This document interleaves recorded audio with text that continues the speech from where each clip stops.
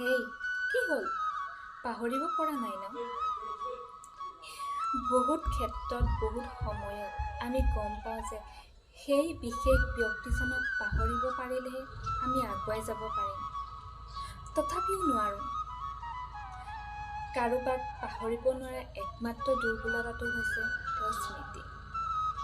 তেওঁ হোৱাটছএপৰ মেছেজ, তেওঁৰ লগত থকা ফটোকে আদি কৰি যিমান য'ত স্মৃতি আছে আমি সাঁচি থওঁ।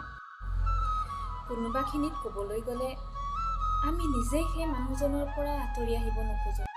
মই ভাবোঁ যে যদিহে আপুনি সেই মানুহজনৰ পৰা নাইবা সেই ব্যক্তিজনৰ পৰা আঁতৰিব বিচাৰে, তেনেহ'লে প্ৰথমে তেওঁৰ স্মৃতিখিনি আপুনি মচিব লাগিব। অপ্ৰিয় হ'লেও এটা কথা সত্য, চকুৰ আঁতৰ হ'লে মনৰো আঁতৰ হয়।